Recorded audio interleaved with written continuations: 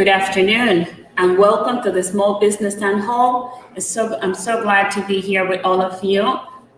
This is Sabina Matos. I'm the Lieutenant Governor for the state of Rhode Island, and I'm here committed, as always, to support our small business community. I'm glad to follow on the footsteps of Governor McKee, who started this initiative to have this conversation with our small business live via Zoom every week.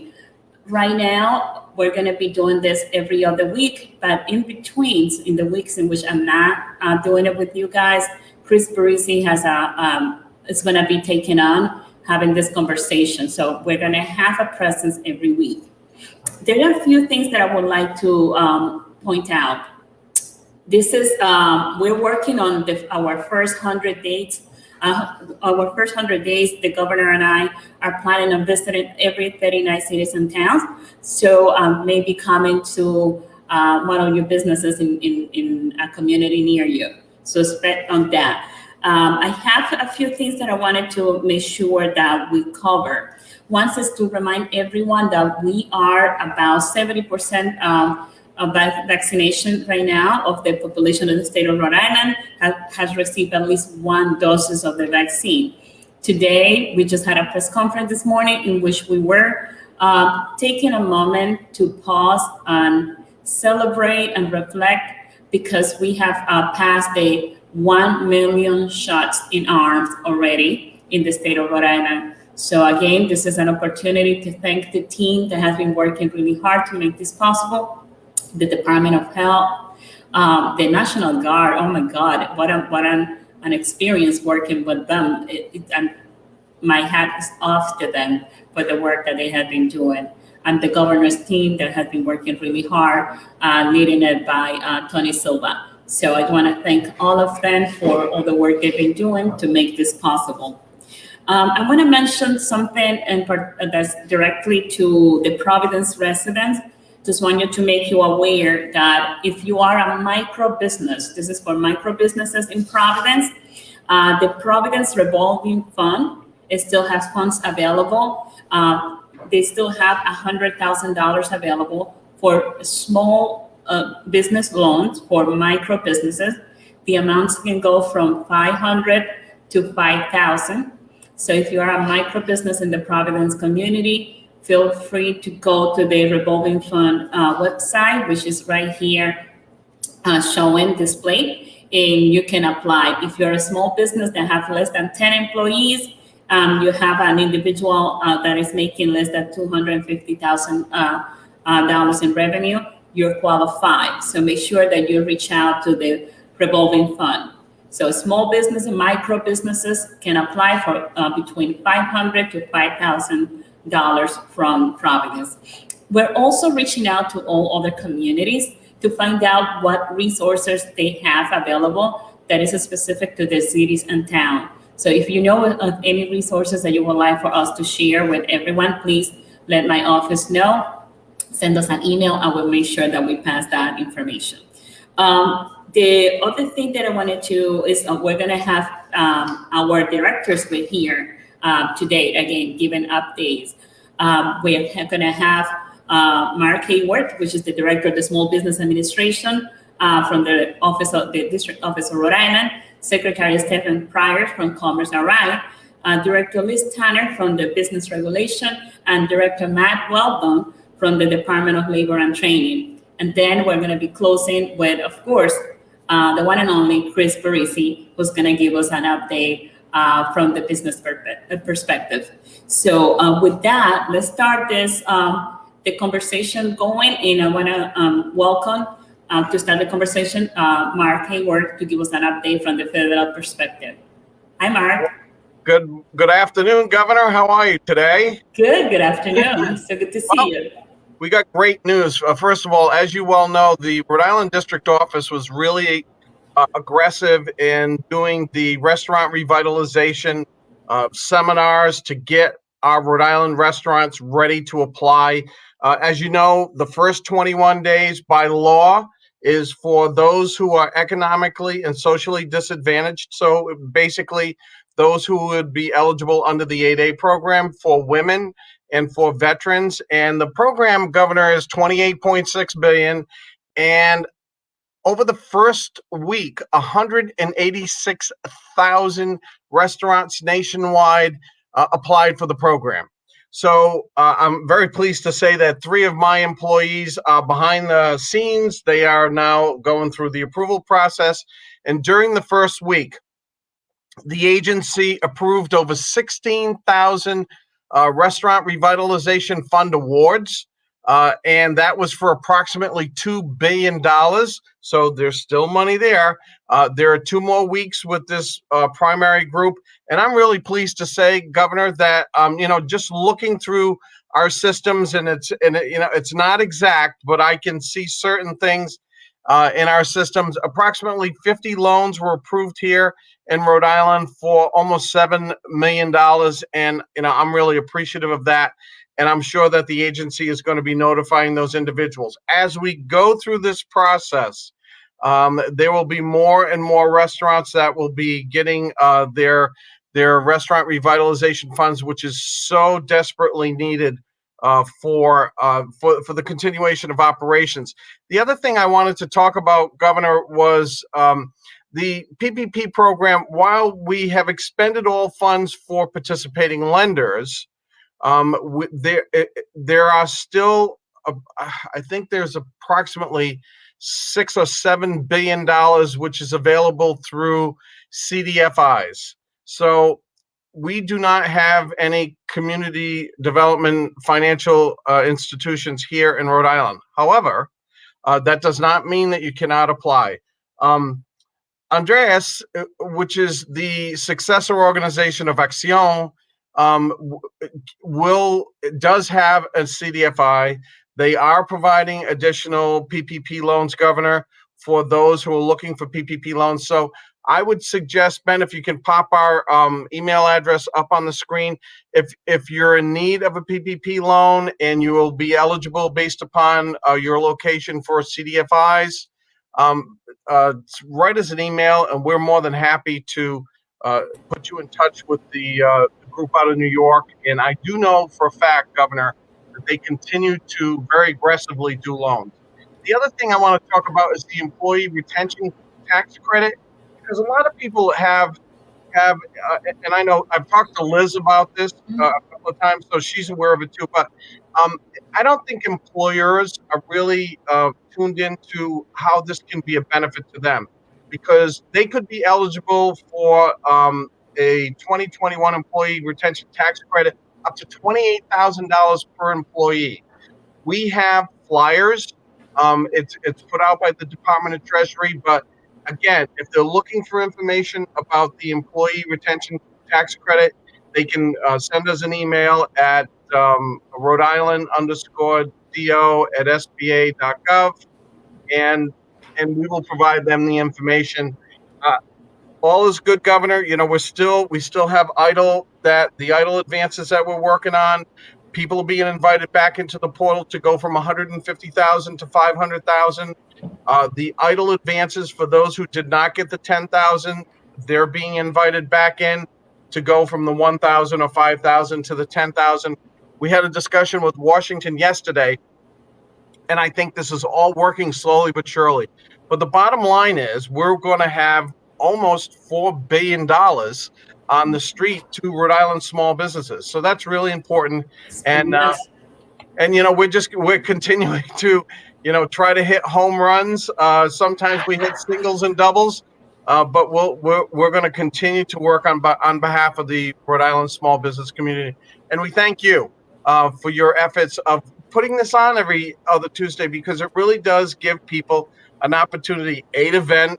Plus, trust me, I've heard a lot of venting, and I'm sure you have too. It's feedback. I like to call it feedback. Feedback. And then, but it gives us an opportunity to just have a dialogue. And Right. We have, at some point in time, there is this one person who has a daycare center, Governor.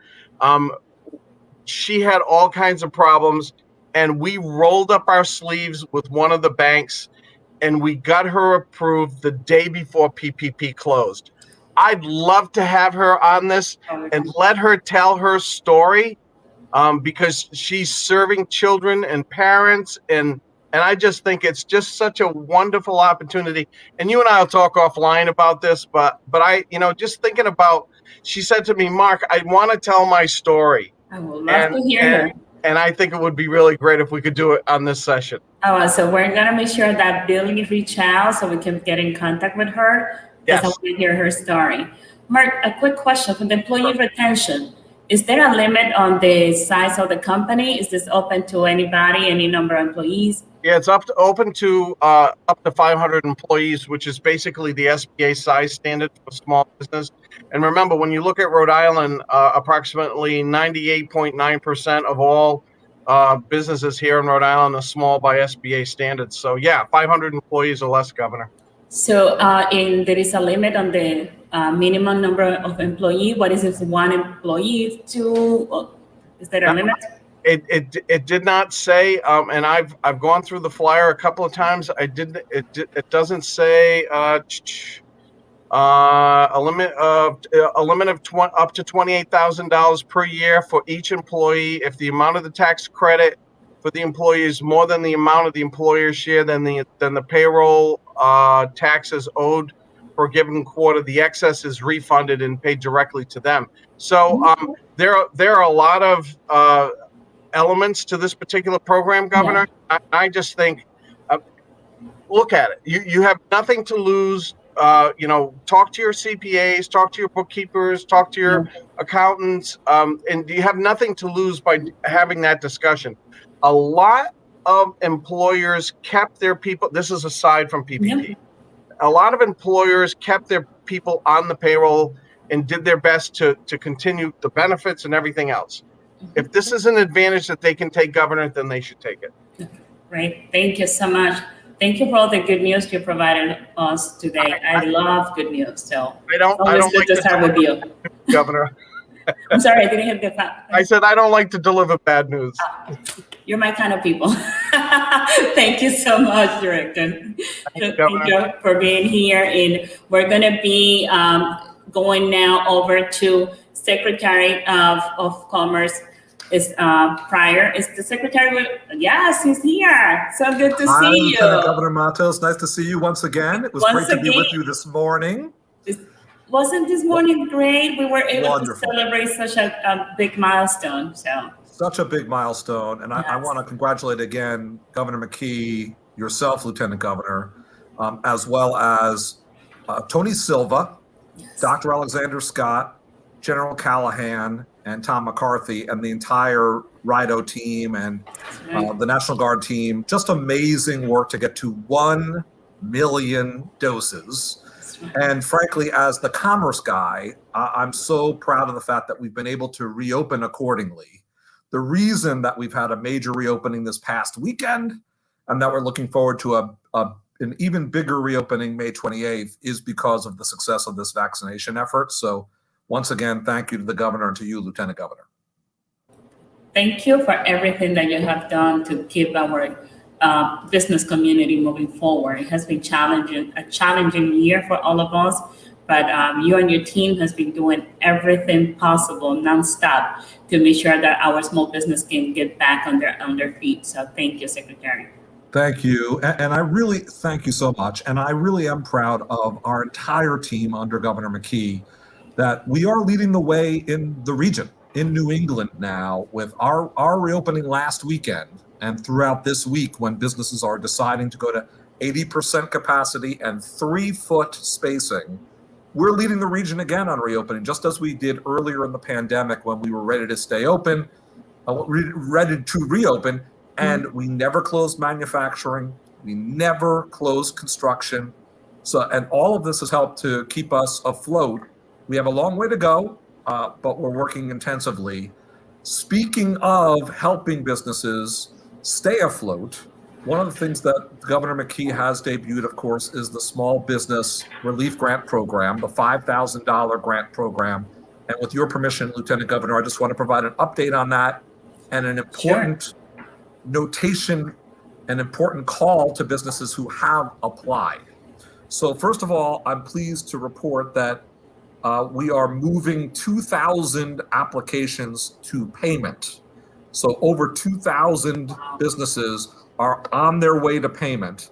What that means is that those businesses have to sign a little bit of paperwork. It's basically an agreement, and have to get their checks. These things are important so that we are staying in accordance with the law and we're avoiding fraud. So that is the last step. The step that you take when you sign your documentation is called DocuSign. And I want to put a quick notice out to those 2,000 businesses that have already been notified or are in the process of being notified, and those thousands more who are going to soon, Lieutenant Governor. If you're in the final paperwork stage, you're going to get 2 emails to complete your final grant paperwork. If you've already gotten your DocuSign paperwork, we ask that you review the DocuSign FAQ, the frequently asked questions. It's on the commerceri.com website. And it's you'll find it at commerceri.com/relief grant in particular, but you can just go to our regular website and click on the relief grant. The FAQ on DocuSign will walk you through information that will help expedite the payment processing. And let me talk about a couple of things here, just for those businesses out there that have applied and have gotten these emails or are expecting them. Make sure that on the W-9 form, the tax form W-9, and on the grant agreement, you use the correct business name. Okay. Please type out the correct business or entity name. Don't try to improvise or use a name that you sometimes use casually, a DBA. Use the correct business or entity name and use your mailing address. Even if you have a different storefront location or another physical location, the place where you get your mail is what you want to put on your W-9 and have it the same address on your grant agreement. And that is where we're going to mail your check, because it's a physical check. We're going to mail it to you. Those things are important because it will slow you down a little bit if the processors, if our staff and the processing staff have to look up, is that address the right address, or could this maybe be a fraudulent business that's faking it and using a different address with the same business name? Yeah. If you use the same address across all of them, it helps us enormously, and we need you to use the correct business name, the correct entity name, and the mailing address on there. If you have not yet received your DocuSign email, we ask you to check out the DocuSign FAQs so you know how to spot them. You know who they're coming from. It'll tell you a little bit more that'll explain it. But so much is underway, Lieutenant Governor. 2,000 businesses are getting their checks or are on the way to getting their checks as we speak. So that's exciting. And we want to thank Governor McKee. The Division of Taxation has been doing an enormous job here. Brave River, our local tech company that developed the site for this, the Small Business Coalition, including Chris Parisi, who's been with us every step of the way, advocating, designing, helping us get feedback as we go. Just so grateful. And I want to thank Kara Kunst from our team, Chris Kanata from our team, the 521 helpline team. 521 help is available to you as a number to call. So if you listen to me and you didn't quite follow, what should you do? Check out commerceri.com or call that helpline 521 help. And we're so excited to be getting that dose of relief, $5,000 to individual businesses out on the street, out to our businesses. Lieutenant Governor, thank you again for creating this forum and for all that you do. Thank you, Secretary, for all that important information. So just a summary, you're going to be getting an email if you applied. There's going to be 2 emails. Be on the lookout for those. If you didn't get it, make sure you check your spam folder. Sometimes they get stuck in there.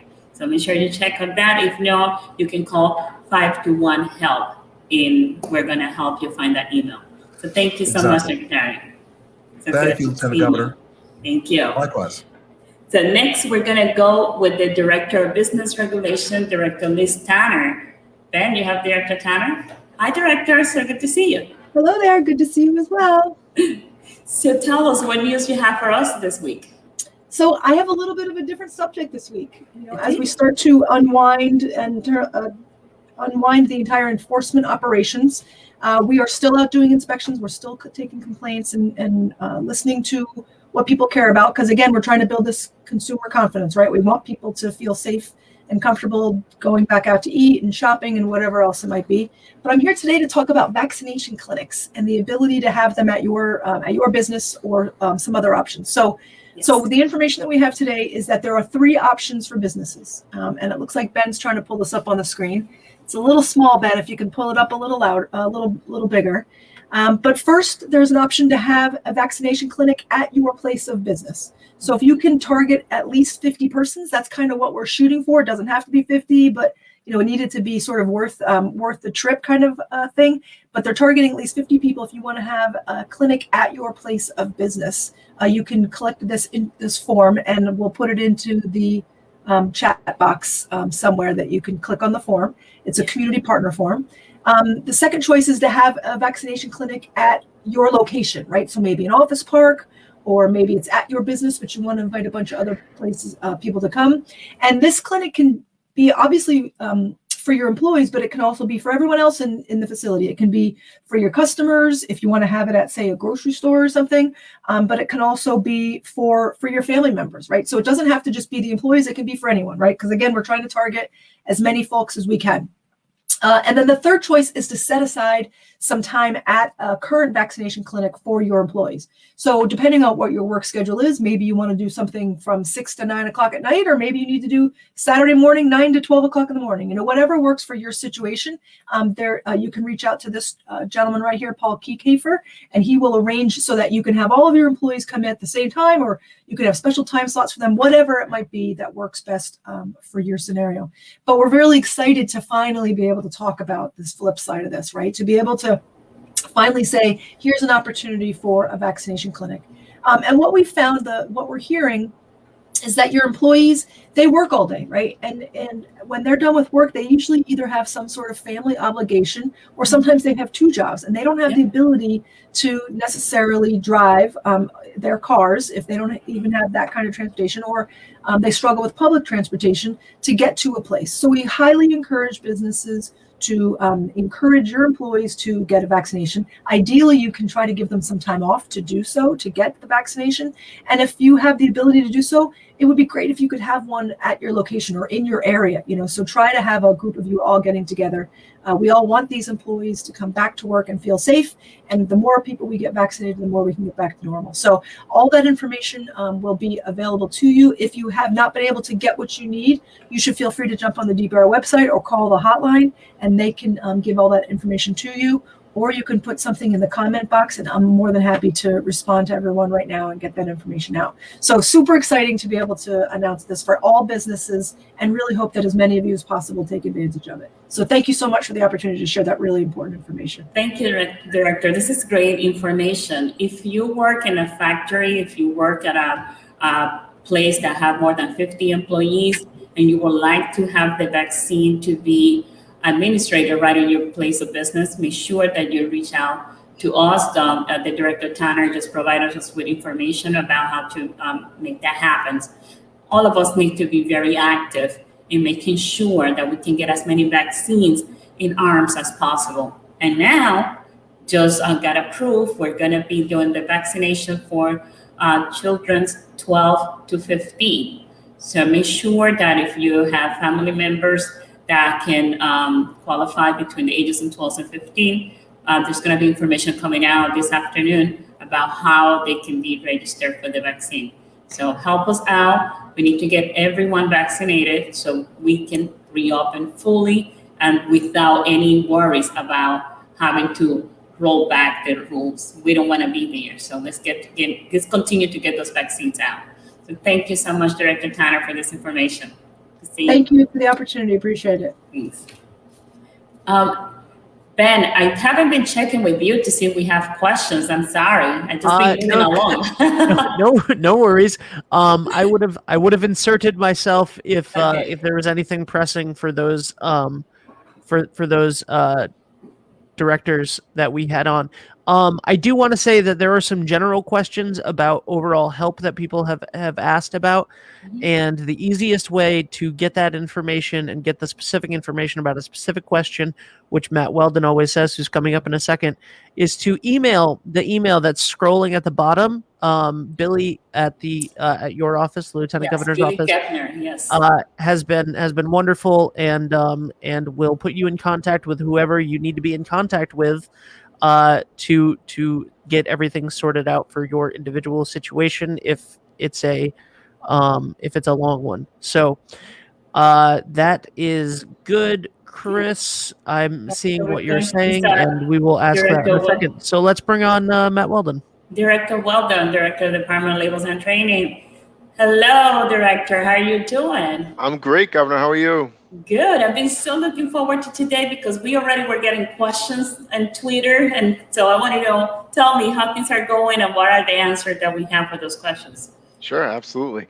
We continue to be busy. That's no surprise. I've said that every time we've been on for the last year. And things are going pretty well.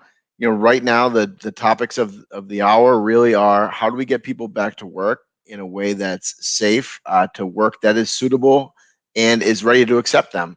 And so we're doing a couple of things. First of all, the governor announced last week that the work search requirement for unemployment will be reinstated effective May 23rd. So that's coming up, and we're going to see DLT do a bunch of press around that. We'll be doing some communications directly to claimants through email and other means, and also through social media and more traditional media. We need to let everybody know that unemployment is a program that provides. So I'm back here. I'm going to check with Ben. It looks like, all right, Matt is back. Okay. Yep, your internet just went out for a second, Lieutenant Governor. Okay. Okay, sorry. Unemployment has always been a program that provides income support to people when they become separated from the labor market. So these are people that had work who then found themselves out of work due to no fault of their own. One of the requirements of people on unemployment has always been to look for work. In fact, they've been required to be able to work, available for work, and then actively seek work. During the pandemic, that was suspended for good reason. We couldn't require people to go look for work when large sections of the economy had been closed by the government out of an abundance of caution because of what we were dealing with in the pandemic. Now, because we're doing so well, it's safe to return to work. Every adult in Rhode Island can get vaccinated. We just talked about how we can get even more people vaccinated. It's time now, and on May 23rd, we're going to start requiring that people maintain a record of their search for work. What does that mean? It means they should write down, and there will be forms on our website they can use if they'd like to, but they should write down, where did they look for work? Where did they apply? When was it? Who did they talk to? Basic things like that. And then DLT will review some of those requests when we request them. So what will happen is I have a team of folks who will contact the claimant and say, we'd like to see your work search forms. Tell us about how it's going. If you can't produce a work search record, then you will potentially be denied unemployment benefits. That's because it's a requirement to look for work. What about people on pandemic unemployment? This is the question that came in to you, Governor, on Twitter. There are all sorts of different people on pandemic unemployment. Some of those people own their own businesses prior to the pandemic, still own those businesses, but maybe they're not open yet, or maybe they're not able to take a paycheck. For those folks, how do they conduct a work search? What they would need to do is really in the lines of business development. And so what we mean by that is if you own a small business, every week you should be doing things to either get your business back up and running or expand your footprint or increase business so you can start drawing a paycheck soon. Everything you would have been doing before, and document it. And we don't need encyclopedia of everything you've done. We need a very basic summary. I went on LinkedIn and I did X, Y, and Z. I went on another site and I pursued some business contacts, things like that. This is not a punitive measure. We are not trying to punish people for being on unemployment. What we're doing is saying, folks, it's time to get back into the market. It's time to get back to work. And the federal programs have an expiration date right now of September 4th. We don't know that those programs are going to be extended any further. If that happens, a lot of people on unemployment will no longer have unemployment available to them or pandemic unemployment available. So right now we need to get people engaged with the economy, and it's the best time to do it. We have a lot of resources available at DLT. If you go to backtoworkri.com, you can find some resources. And I know our other state partners have given out their information, and Governor, your information scrolls at the bottom of the screen every 10 seconds or so. People go and seek the information that you need, ask the questions that you need to ask. We're here to help.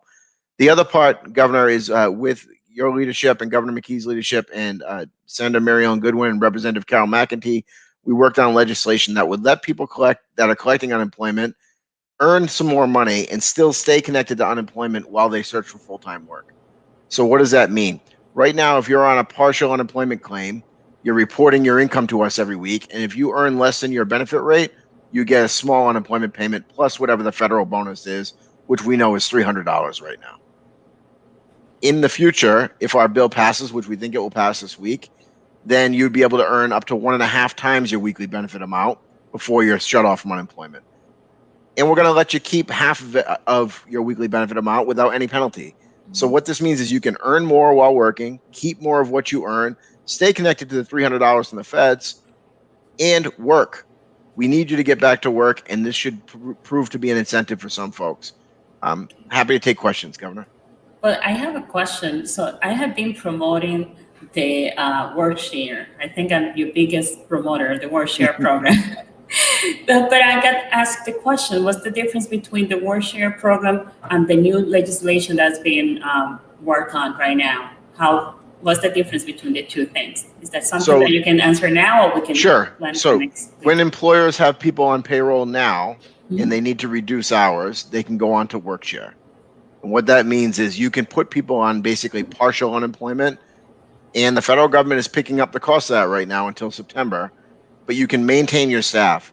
Those people, if they're on work share, wouldn't have to be looking for other jobs because they have a job, they're connected to their employer, they just at that time have reduced hours. So basically they're getting partial pay from their job, they're getting partial pay from unemployment, and they get the federal money. For people that don't have a job right now, you know, those people can, if they go back and go part-time at another employer, they may just be a partial unemployment claim, and it may not be a work share plan. The biggest difference is a work share program is a plan that's attached to an employer. So they have employees, they create a plan, and within that plan, they help those employees get by while they're facing a downturn in the economy. Other partial unemployment is just for anybody who's earning less than their benefit amount, or in the future, less than 1.5 times their benefit amount. They can still get some kind of a payment out of unemployment. Thank you. Thank you so much, Director. Ben, do you have any questions for the Director? I do. Hello, Director. Hey, Bill. Number one question: do you have people looking for work? How can I have access to those people if you have them? Do you have any sort of database of people that are searching? Of course, people, if you're an employer, go to backtoworkri.com and see what resources are available. Our state job bank is called EmployRI, and it's employri.org. Or you can go to dlt.ri.gov and you can find all those web resources. Okay. We are going back on Workshare this Sunday. They say we need to file again. Is this a refile of our old claim, or do we start a new one? If you're going back on Workshare and your plan expired, you need to submit a new plan. Okay. And there's information on how to do that online. Let's see. Hello, Director Weldon. We are happy to see that we'll be requiring people to reinstate the work search. Many of the wedding and event industry needs for staffing for our season really kick off on Memorial Day.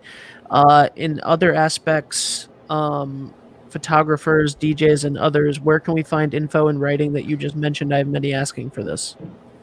So you should be checking our website every day, and we're going to release new and updated information daily. We're going to have that information available in English and Spanish. Go ahead and check on dlt.ri.gov, and every single day you'll see something new pop up. And final question, I believe, what are businesses to do when their products are not available? So I believe that this question is about the pool industry. There were the fire at a plant in Louisiana. Things are, you don't have the ability because of manufacturing in other parts of the country to sort of reinstate your business at the moment. I think you can conduct business development activities without necessarily having your business be open. And if you're collecting pandemic unemployment, you can do that without a problem. Okay. Thank you. Thank you. Thank you, Ben. Thank you, Governor. Thank you, Matt, for that information. I want to ask Michelle to follow up with Billy with more details. If you can be more specific about your question, we want to answer that question fully. So please email Billy Kepner in my office, and we're going to get you that information. So finally, we have with us Chris Parisi. Chris is going to give us information. He's the person that is directly listening to every day. think we might have lost you, Lieutenant Governor. So I'm sure she'll be back in a second, Chris. Yeah, all right. But welcome everybody. First off, I want to say, wow, 1 million vaccinations. I mean, this is really huge for us. Hello, Lieutenant Governor. I think we might have lost you for a second with the internet, but you're back. And I was just talking about how great it is to have that 1 million vaccination. I mean, this really helps open up our economy. That's the best way to help our small businesses, is to shop local and to lift the restrictions, open the economy. So we appreciate what the governor's doing and his team, led by Tony Silver, General Callahan, everyone at DOH and National Guard. I mean, it's really impressive of what this state has done in terms of the vaccination efforts that led to our state opening up, I believe, May 28th.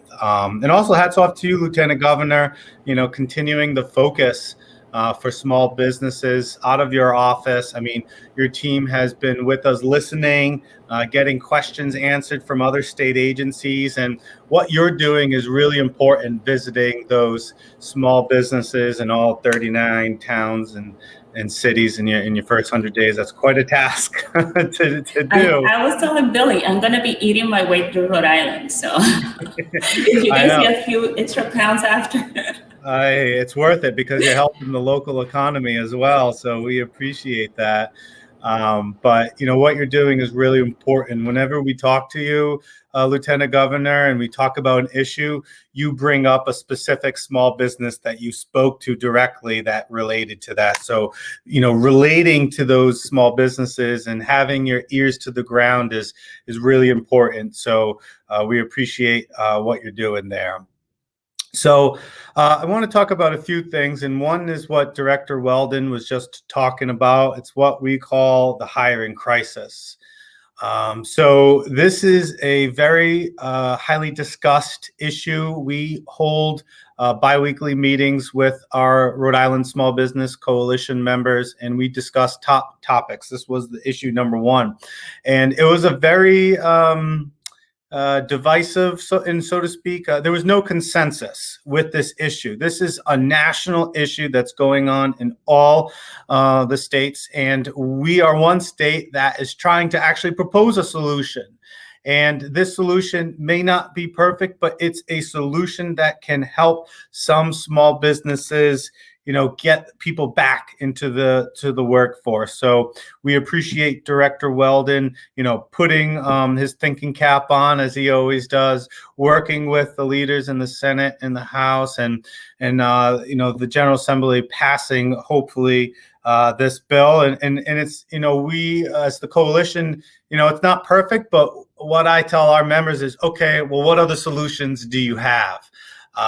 And this is probably the best solution that we're working with, but we're also going to do an educational campaign to bring that pride to Rhode Islanders. And, when we get back to work, we help our economy going, but it's much more than the economy. It's about our lifestyle. We need to keep these businesses going so that we can order that pizza, or we can go out to that restaurant. We can get the services that we enjoy, because, it's the people that make our state running, and without us going into the workforce, it doesn't allow us to enjoy this great state. So that's an issue that we would like to talk more about. So as you mentioned, the Rhode Island Small Business Coalition is going to hold a live broadcast every other Tuesday at 12 p.m. So no matter what, Tuesday at 12 p.m., there will be a program for you small businesses, whether it's through the Lieutenant Governor's office or through the Rhode Island Small Business Coalition. And we're going to do it a little differently. We're going to focus on one issue that focuses with one elected official or government official, and maybe around 30 minutes or so that we can be really focused and really delve a little bit deeper. For instance, I know I'm calling out Director Matt Weldon publicly here, but if he's available next week, this is an issue that definitely deserves more than 5 minutes of airtime. There's a lot going on when it comes to the hiring crisis, unemployment, work share program, everything that the DLT is doing, working so tirelessly for Rhode Islanders. there's a lot of questions people have. So to have a focused conversation that is on one issue or one department, we feel will be great for small businesses. So we'll be starting that up next week. And you could like our Facebook page, as Ben has right on, /RI Small Business. And then we'll broadcast that event along with the Lieutenant Governor's office to make sure that you're aware. You can log on and you can submit your questions, and then Ben will post them up as well. So that's all I got. And then the other thing we keep hearing about is the masks and the mandates, and well, why is one industry getting certain, restrictions lifted versus other industries, for instance, like yoga and gym. So that's something that, we'll be talking, with the great Liz Tanner, director, at DBR and other folks, Secretary Pryor, to really understand how we can help support our small businesses for all the industries as well. Thank you, Chris, and thank you. This just makes perfect sense to take every other week and go deeper with one of the directors to get more details about the information, the proposals that they're providing. So this is a good solution. So I want to thank you for your leadership on making this happen. And even on those weeks in which I'm now conducting the event, someone from my office will always be available. So we're always going to be in contact every other week. And feel free to send us any information, any questions. Billy keeps sharing his email in the chat. Make sure you send us that email with your questions. So Chris, with that, I just want to say thank you for everything that you're doing, for keeping the energy alive and keeping us moving forward and keeping us engaged. So thank you so much for everything that you're doing. I'm recruiting more businesses. I keep telling them they have to join your coalition. So you're going to be getting more businesses that are going to be coming over. Okay. That sounds great. Thank you. Thank you, Chris. So with that, Ben, I just want to say thank you for your help on making this happen. Thank you for all of you that joined us today with this important information. Remember, again, today we just marked the over a million shot in arms that had taken place already here in the state of Rhode Island. Big news is that we're going to be able to vaccinate also children from 12 to 15. So make sure to get your children's registered to receive the vaccine. And again, thank you for everything you're doing to make sure that our economy get back to where we were, or even before, even better than when we were before the pandemic.